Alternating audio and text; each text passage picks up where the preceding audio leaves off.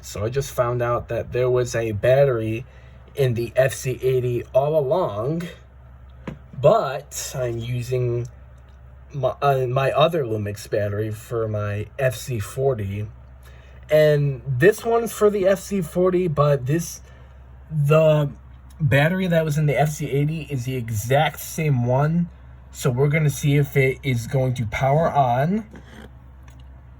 I don't know why it wouldn't, but we're going to at least try. So let's put this battery in.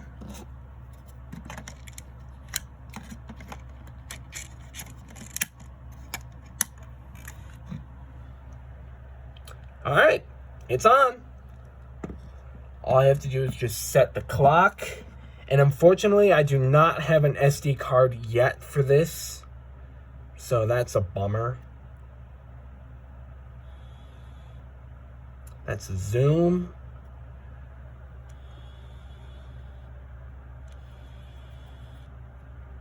But yeah, that's the FZ80D, which is the newer model.